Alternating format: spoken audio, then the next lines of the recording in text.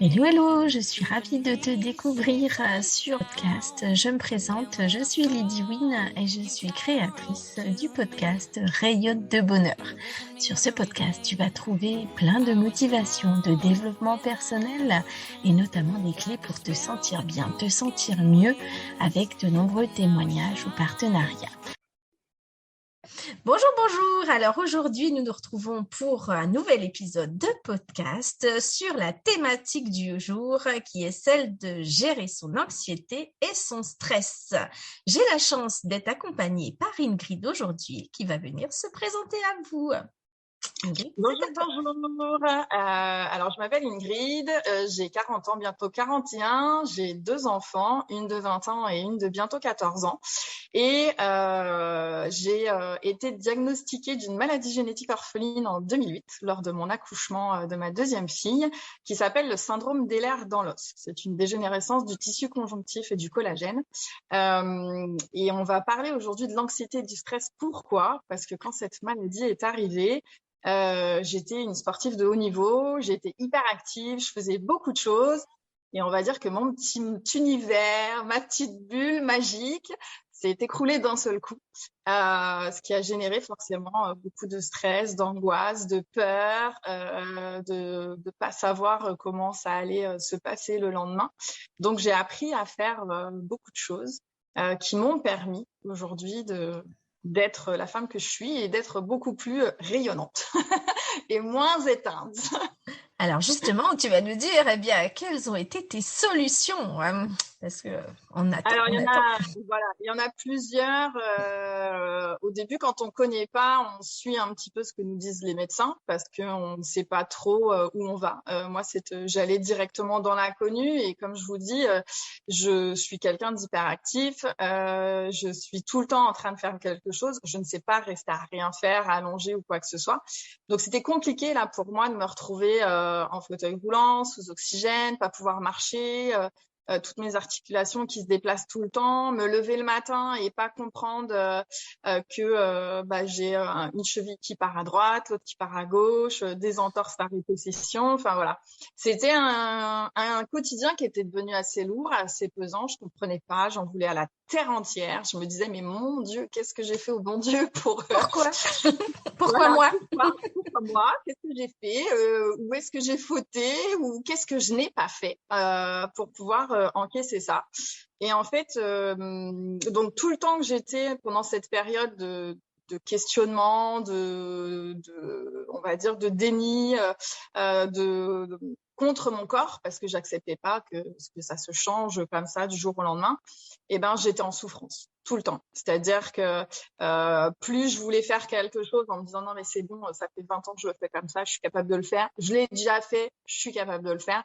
Et en fait, plus j'étais en souffrance parce que mon corps de l'autre côté faisait barrière.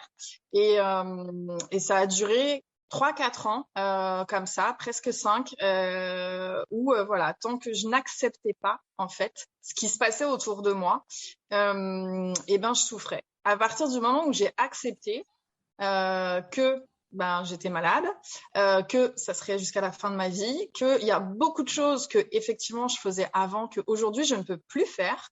L'acceptation en fait m'a permis de lâcher prise sur beaucoup de choses.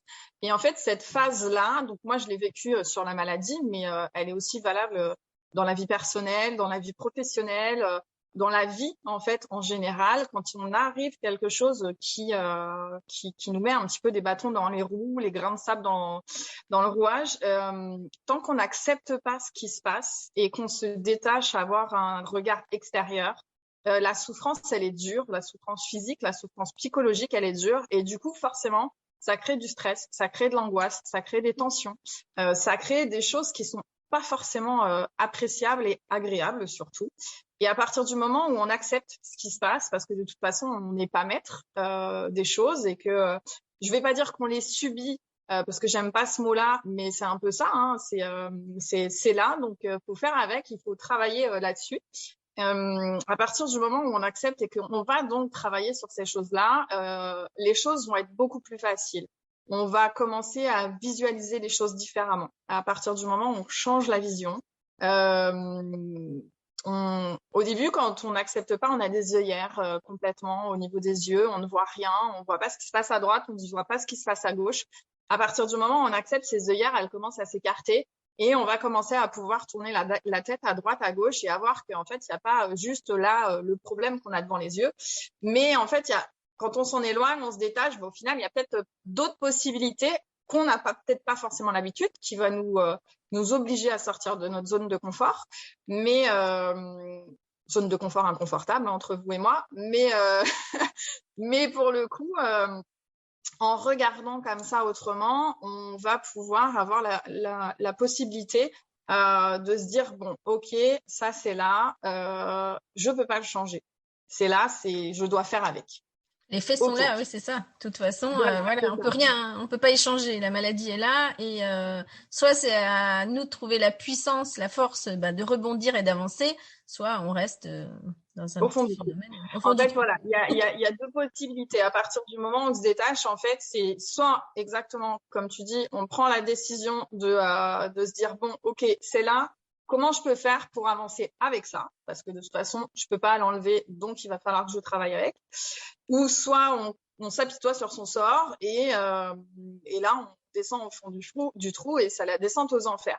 Mais c'est notre décision propre, c'est notre choix. Il y a des gens qui vont avoir besoin de temps, beaucoup de temps pour accepter. Puis il y en a qui n'accepteront jamais. Mais à partir du moment où le travail se fait, faut être indulgent envers soi-même, faut être patient. Parce que c'est pas parce qu'on accepte que ça sera tous les jours super, wouhou, c'est la fête. Il y aura des jours où encore ça sera compliqué, mais il faudra toujours avoir ce même schéma, si je peux dire, de se détacher pour éviter le stress, l'angoisse, les peurs, les insomnies ou autres, parce que ça engage des insomnies quand on stresse, quand on angoisse. Ça peut aussi déclencher plein de choses à côté qui sont franchement pas cool. Et ben quand on va reproduire ce schéma-là, quel que soit le domaine, moi je l'ai appliqué pour ma vie, pour ma vie privée, pour ma santé, mais je l'applique aussi au quotidien dans ma vie professionnelle et dans ma vie personnelle. Et ça me permet de voir les choses différemment et de relativiser beaucoup plus les choses, de ne plus stresser pour des choses qui ne servent à rien. Alors c'est pas que ça sert à rien, c'est que de toute façon que je stresse ou que je ne stresse pas, ça changera rien au résultat final. La seule chose que ça va changer, c'est que si je stresse, je vais être pas bien, je vais avoir un nœud au ventre. Comme on dit chez moi, me mettre la rate au courbouillon, c'est franchement pas cool. Et arriver toute tremblante, toute pas bien, c'est pas cool. Donc, on apprend à faire autrement. Quand on ne sait pas gérer son stress, on peut le travailler de plein de manières. On peut travailler la respiration, on peut le travailler avec le yoga, on peut faire de la méditation, on peut faire du coloriage de mandala, on peut lire, on peut chanter, on peut danser. Il faut trouver quelque chose en fait à côté qui nous correspond, qui nous permet de libérer en fait cette énergie qu'on peut appeler toxique, négative, qui nous ronge de l'intérieur. Et une fois que c'est libéré, on y va. Et le fait d'y aller sans stress, sans angoisse, sans peur, on est beaucoup plus détendu, on dégage une énergie qui est beaucoup plus rayonnante, beaucoup plus positive.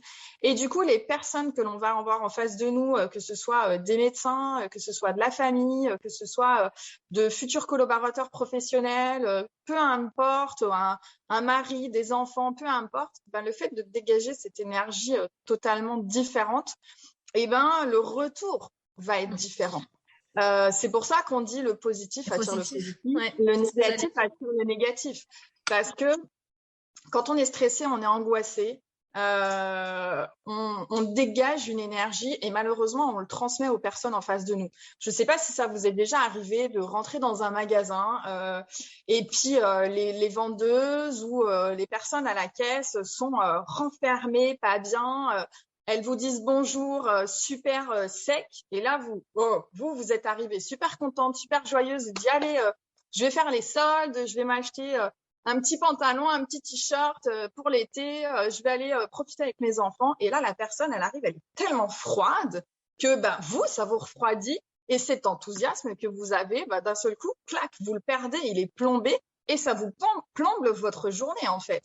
On n'a plus envie. On n'a plus envie Et on d'acheter. n'a plus envie.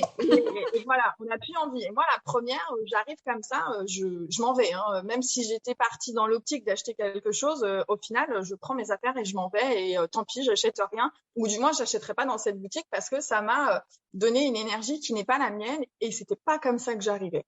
Ça, c'est le genre de choses qui arrivent régulièrement. Et donc, en le travaillant comme ça, de différentes manières, bah, ça va permettre de se protéger en fait de ce côté-là extérieur parce que c'est pas parce qu'on le travaille sur nous. Moi, ça fait maintenant du coup 8 ans que je le travaille sur moi quotidiennement, tous les jours.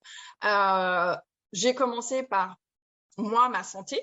Je me suis aidée avec le yoga, la méditation que je pratique tous les jours, la lithothérapie, travailler avec les énergies des pierres et autres.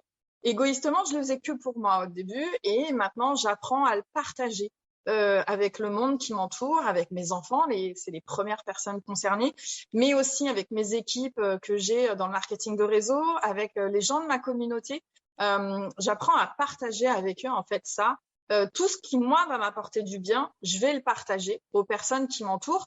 Et je me dis que si moi, ça m'aide, peut-être qu'il y a quelqu'un dans tout cet univers que ça va aider aussi. Et si ça peut l'aider, ben, j'ai tout gagné et c'est la meilleure des choses, en fait, que je peux avoir. Mais il faut le travailler parce que c'est pas quelque chose qui se fait du jour au lendemain, parce que c'est pas quelque chose qui va se faire en un claquement de doigts. C'est des choses qu'on doit travailler. Même quand ça va pas, qu'on est au fond du trou, faut le travailler. Et il faut accepter qu'il y ait des jours, ça n'aille pas. Et c'est pas parce qu'on a un mauvais jour que toute notre vie va être mauvaise en fait.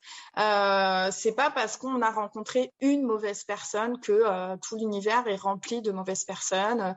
C'est pas parce qu'on a un mauvais diagnostic. En fait, faut pas se figer sur un élément qui arrive à un point nommé dans notre vie. Chaque chose qui arrive dans notre vie, elle arrive pas pour rien. C'est des expériences. Moi aujourd'hui, c'est comme ça que je le vois et c'est comme ça que je le partage. C'est-à-dire que aujourd'hui, un échec amoureux, un échec professionnel, avec des enfants, peu importe, un projet de vie qui tombe à l'eau, c'est pas pour moi, je le vois pas comme un échec. Je le vois comme une expérience. C'est-à-dire que ça m'a appris des choses, ça m'a permis de sortir de ma zone de confort, de mettre des choses en place que j'aurais peut-être pas mis, de découvrir, de rencontrer des gens. Ok, au final, ça ne va pas jusqu'au bout.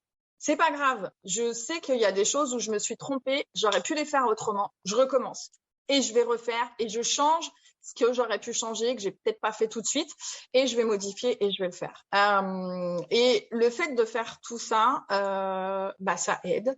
Le fait aussi de m'accorder du temps pour moi, parce que quand on est quelqu'un d'hyperactif, qui bouge tout le temps, on s'oublie souvent. Mais même les gens, en fait, en général, même les gens qui sont pas forcément hyperactifs, on a tendance à s'oublier parce qu'on a un mari, parce qu'il y a des enfants, parce qu'il y a plein de choses dans la vie qui font un job prenant, peu importe. Et en fait, égoïstement parlant, faut pas s'oublier. Faut être capable de s'accorder du temps, même si ce n'est que 15 minutes dans la journée. Vous vous accordez 15 minutes dans la journée pour vous, pour lire, pour chanter, pour danser, pour méditer, pour faire une séance de yoga, pour faire un peu de sport.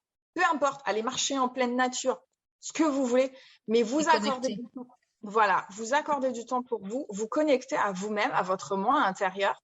C'est la base fondamentale qui va vous permettre si vous êtes bien dans vos baskets, malgré tout ce qui peut vous mettre en stress ou autre, vous allez dégager une énergie qui va être positive. Et donc, les personnes que vous allez avoir en face de vous vont être beaucoup plus rayonnantes. Vous allez les attirer, en fait. Vous allez attirer le bon avec vous. Et vous allez voir que les choses, elles vont s'enclencher, comme dans un engrenage. Les choses, elles vont bien et hop, et ça va monter crescendo et ça va monter dans le bon sens et pas dans le mauvais. Que si vous restez renfermé sur ça en vous disant oh là là, mais comment je vais faire, mais si mon banquier m'appelle, mais je vais encore aller ça et puis machin, et que vous y allez stressé et angoissé, c'est fini. Vous allez rester dans ce côté pas bien et c'est plus compliqué d'en sortir. Je vais vous donner un exemple personnel, du coup, Ouais, oui. qui m'est arrivé hier. Donc, ma maladie, je l'ai depuis que je suis née. Hein. Elle est déclarée depuis que ma fille est née, donc il y a 14 ans. Hier, j'avais un examen à faire, un IRM médical à faire, de suivi, de contrôle par rapport à ma pathologie, pour voir comment ça avance, comment ça évolue ou quoi que ce soit. J'y suis allée sereine, en me disant, bon, de toute façon, on verra bien comment ça va se passer. Ça peut pas être pire. Et puis, si ça évolue, ben, faudra le faire. OK?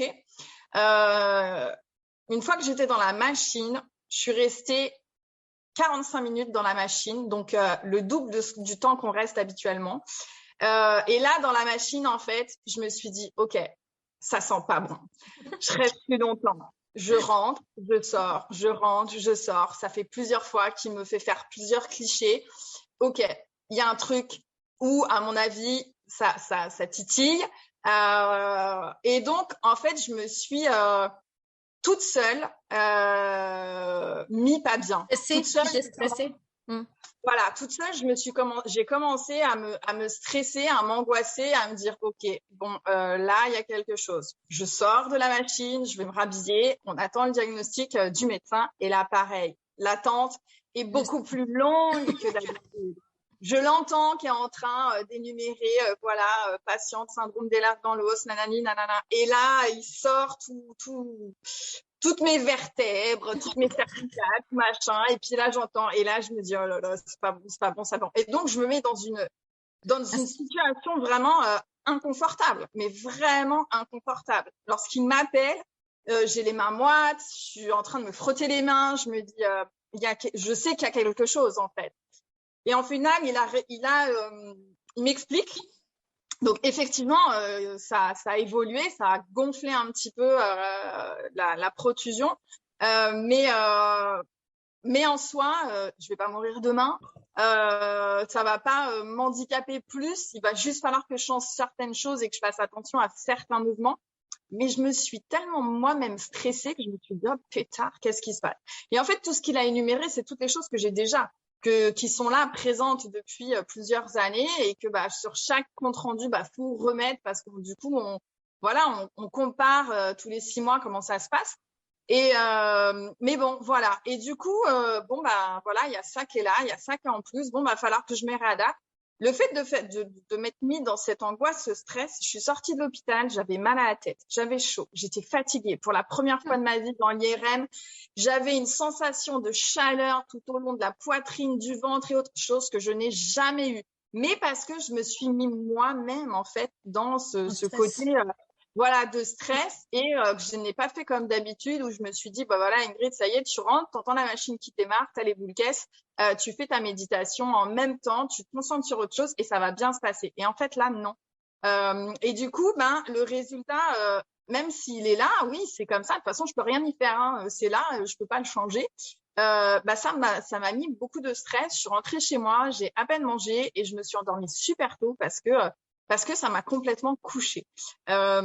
Si j'avais fait ce que je fais habituellement, de me mettre dans une position détachée du résultat et pas concentrée sur le résultat, j'aurais vécu complètement différemment la chose, mais vraiment complètement différemment la chose.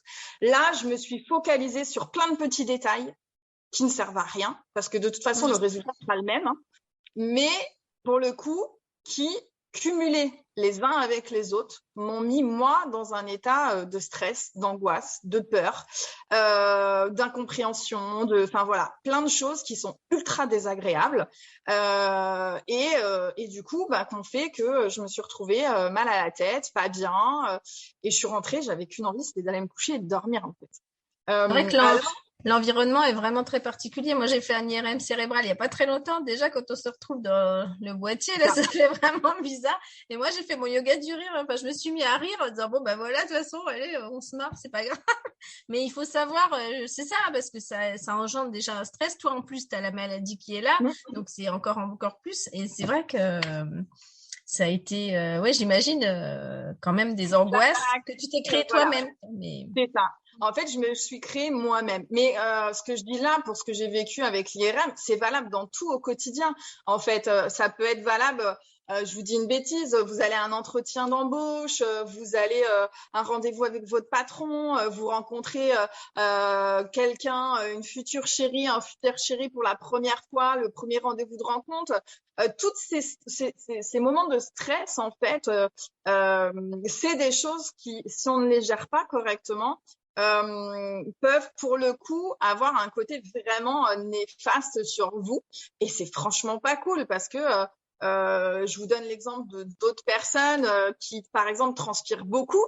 Quand vous allez générer comme ça cette sensation de stress, cette sensation de peur, d'angoisse, ça va les faire transpirer. Donc, ils ont pris, par exemple, avant d'aller à un entretien, et forcément, vous faites beau, vous faites propre, vous prenez une douche, vous vous préparez, hop, on se coiffe, machin et tout, on met une belle chemise. Et puis, le long du trajet, on se stresse, on s'angoisse. Est-ce que mon CV va lui plaire? Est-ce que je vais être assez motivée? Est-ce que quand il va me poser des questions, je vais pas bégayer? Et au final, on se génère soi-même du stress. On arrive, au final, on est dégoulinant. Alors qu'au final, on vient de prendre une douche, on s'est mis tout propre. Et du coup, on arrive dans une posture devant un futur recruteur où, en fait, on s'est mis tout seul des points en moins parce que voilà, on transpire dans la chemise, on n'est pas bien et tout, alors que 10 minutes avant, tout allait bien. Et ça, c'est vraiment des choses à gérer, en fait, au quotidien, dans tout ce qu'on fait et à se détacher, en fait, vraiment. Avec mes équipes, par exemple, je leur dis tout le temps de se détacher du résultat. Parce que si elles sont focalisées sur leurs résultats, déjà, elles iront jamais les atteindre. Et en prime, ça va leur générer du stress et de l'angoisse et te dire, oh là là, on est le 9 et tout, j'ai pas fait ça, oh là là, j'ai fait une réunion, je ressors à 0, oh là là, j'ai fait ça. Et en final, on se met soi-même une balle dans le pied. Alors que si on se détache du résultat et qu'on fait les choses par plaisir, qu'on s'éclate à faire les choses, qu'on s'occupe de soi, qu'on prend plaisir à soi et qu'on partage avec le monde qui nous entoure ce plaisir, cette joie, ce bien-être, c'est complètement différent. Et ça change complètement la donne, en fait. Et tout se fait naturellement, en fait. Tout vient finalement comme ça. Même parfois, on va se dire, tiens, mais comment ça se fait qu'elle m'a contacté et comment... tiens, finalement, ah ouais. Ouais. Exactement ça. Et au final, en fait, c'est tout à fait ça. Hein. Des fois, on reçoit des messages et on se dit, tiens, au final, je voudrais un bijou, je voudrais ça et tout, j'ai vu ça. Et là, on se dit, waouh, mais aujourd'hui, je n'en avais pas parlé. Pourquoi aujourd'hui, elle vient me parler de ça? Ou, j'ai besoin de ça. Et en fait, exactement, tout va se mettre, tout va s'enrouler les uns avec les autres et tout va se mettre en place. Mais parce que soi-même, on dégage une autre énergie différente et pour le coup, c'est juste magique. Donc, faut vraiment, en fait, souvent, on fait l'erreur de se dire, il faut que je change plein de choses autour de moi. Mais au final, en fait, faut au préalable changer d'abord les choses en soi. C'est-à-dire des choses qu'on ne voudrait pas avoir autour de nous. Il faut regarder si nous, aujourd'hui, on dégage pas ces choses-là. Parce qu'en général, sans s'en rendre compte, on dégage certaines choses. Et du coup, forcément, les gens viennent, en fait. Hein, on est comme un miroir, hein, les gens viennent. Alors que si vous allez dégager cette énergie positive, cette énergie rayonnante, ce côté waouh, vous allez voir que y a des gens en face de vous qui vont venir et qui vont dire waouh, c'est magique, ah ouais, mais moi j'adore, je veux ça, je vais faire ça, je vais mettre ça en place. Et du coup, l'énergie va être différente et les gens qui vont rentrer en contact avec vous, du coup, vont être totalement différents, mais vraiment complètement différents. Et ça va complètement changer la donne de ce que vous allez obtenir, en fait. Et c'est ça qui est important. Et du coup, plus de stress, plus d'angoisse, on dort, et ça change. Bon, après, petite astuce, hein, pour aller faire dodo la nuit, si vous voulez bien dormir, posez le téléphone dans une autre pièce que votre chambre. Déjà, donc là, c'est la première chose. Une fois que vous êtes posé dans votre lit, mettez-vous une musique de fond, quelque chose qui va vous tamiser ou bien faites brûler un petit peu d'huile essentielle, quelque chose qui va vous relaxer et endormez-vous paisiblement. Je sais pas, moi, vous rêvez de partir aux Bahamas avec votre mari, et ben rêvez que vous êtes sur la plage aux Bahamas et vous allez voir que vous allez vous endormir beaucoup plus serein ou sereine que si vous avez votre téléphone, le téléphone posé à côté de l'oreiller, les ondes électromagnétiques, tout ça, c'est franchement pas bon. Là, vous allez dormir plus serein. Le matin, vous vous levez. Prenez pas votre téléphone dès que vous vous levez. Je sais qu'on est tous ultra connectés. Moi, la première, hein, je travaille que sur les réseaux sociaux. Mais prenez pas votre téléphone. Réveillez-vous, tranquille, émergez. Faites un câlin à votre mari, à votre chérie. Dites bonjour à vos enfants. Faites-leur des bisous. Allez prendre votre douche, votre café et après, prenez votre téléphone. Accordez-vous ces petits temps, en fait, primordial où quelle que soit l'heure à laquelle vous vous levez, hein, que ce soit 5 heures du matin, 6 heures, 8 heures, 10 heures, peu importe, mais suivez un rituel comme ça où vous vous dites, voilà, là, c'est moi, c'est mes enfants, c'est mon mari, mon chéri, et le téléphone, on le fait après. Et après, vous avez toute la journée hein, pour être connecté avec votre téléphone. Vous aurez tout le temps qu'il faut. Mais au moins, ce moment-là, c'est un moment où vous vous détachez et vous l'accordez pour vous. Et c'est super méga important. Être reconnaissant justement de tous les cadeaux que la vie nous apporte et en avoir conscience parce que parfois, oui, voilà, on se compare ou on regarde les uns les autres, ou voilà, on passe du temps sur nos réseaux, mais on se rend pas compte, hein, justement, tous les bénéfices, tout ce qu'on a en nous, tout ce qu'on a autour de nous, les personnes qui nous aiment, les personnes qui nous soutiennent.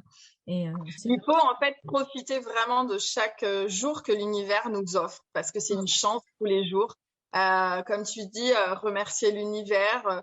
Je me lève le matin, vous allez me prendre pour une dingue, mais je me lève le matin, je mets les 2 pieds au sol, je fais attention comment je mets mes pieds, sinon je me luxe les chevilles. Je fais attention comment je mets mes pieds et là, je lève la tête au ciel et je dis merci l'univers, aujourd'hui, je vais encore pouvoir marcher, c'est génial. Et je me lève et hop, et je suis reconnaissante de pouvoir me lever, de pouvoir profiter de cette nouvelle journée, une nouvelle journée qui va démarrer. C'est une nouvelle journée de rencontres, de chance, de pouvoir faire des choses qui sont juste magiques.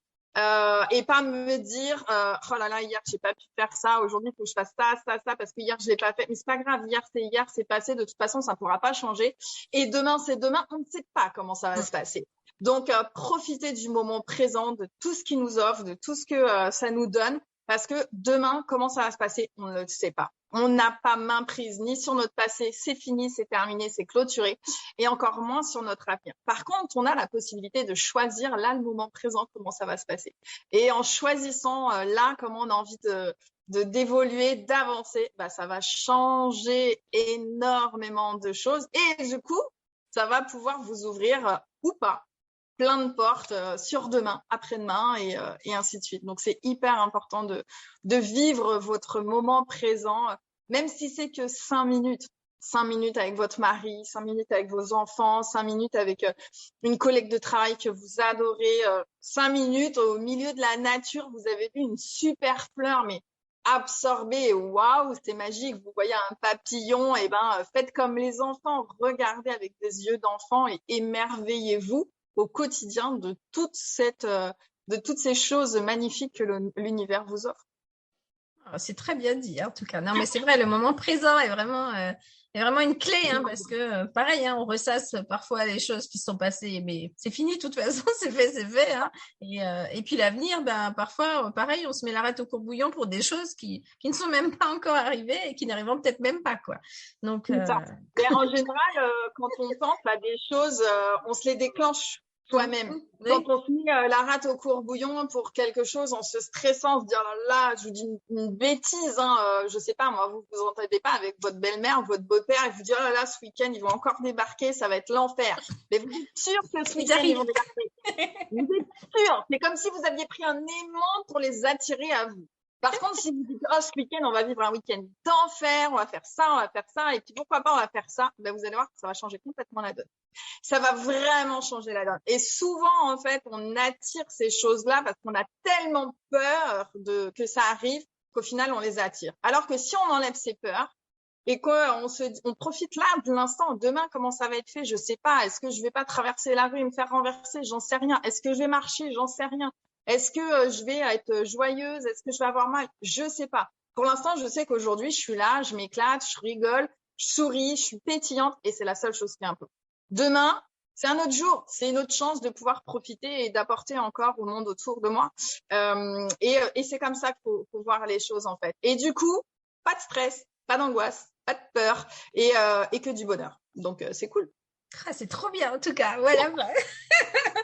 Et d'ailleurs, si vous le souhaitez, Ingrid nous a écrit un super livre, qui m'a beaucoup émue moi-même. Franchement, bravo pour tout ce parcours de vie que tu as eu. Donc, il s'appelle en plus L'alchimie de la vie. Le nom porte très bien son titre, hein. Mais n'hésitez pas justement à vous le procurer parce que c'est vraiment une clé pour votre bien-être et pour vous montrer qu'avec la volonté, on peut faire d'énormes choses. Exactement ça, c'est se dépasser soi-même, sortir de ce confort inconfortable, ça fait super peur. Mais au final, quand on est capable de vaincre ses peurs, on découvre bien mieux derrière. Et souvent, on est stoppé par ces peurs-là et souvent, on se dit, ouais, mais oui, mais si. Oui, mais si. Mais si on enlève le oui, mais si et qu'on se dit, allez, j'y vais, ça change tout. Et pour le coup, c'est magique. Alors, ça sera pas tous les jours rose, ça sera pas, on vit pas au monde des bisounours, hein, loin de là, hein. Mais du coup, on accueille l'univers et on accueille les choses différemment et ça change complètement la donne.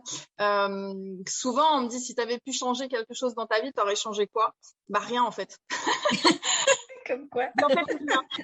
En fait, j'aurais rien changé parce que toutes les épreuves que la vie m'a données, toutes les épreuves que la vie a mis devant moi, c'est des choses qui, effectivement, sur le moment donné, je me suis dit waouh, mais qu'est-ce que j'ai fait à l'univers pour encaisser ça? Mais au final, c'est grâce à tout ça que je suis la femme que je suis aujourd'hui. C'est grâce à tout ça que j'ai pu écrire mon livre. C'est grâce à tout ça qu'aujourd'hui je peux aider des milliers de personnes dans le marketing de réseau. Si j'avais pas fait ça, je serais pas la femme que je suis aujourd'hui. J'aurais peut-être continué en sport-études et je serais peut-être continué en championnat, je sais pas.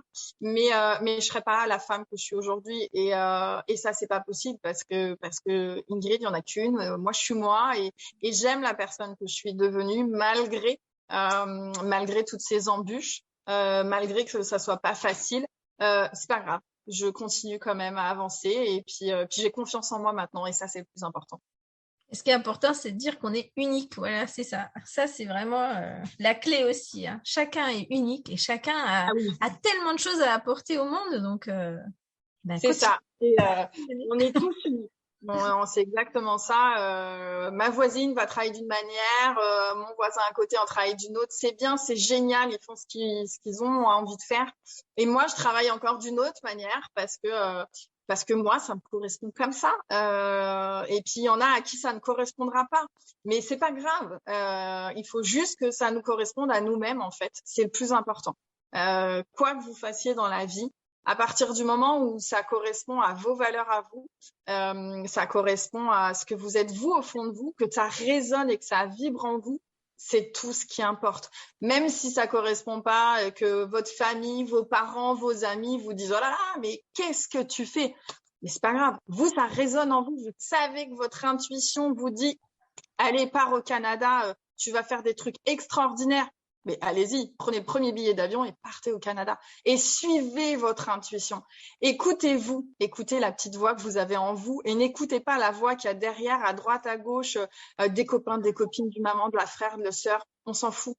Vous, au fond, ça vous dit comme ça. Eh ben, faites-le comme ça. Eh ben, c'était une belle fin, en tout cas. C'est vraiment un beau message. Eh ben merci Ingrid en tout cas d'avoir été avec nous aujourd'hui sur ce podcast. Et puis je vous laisserai toutes les coordonnées pour pouvoir échanger avec notre pétillante Ingrid.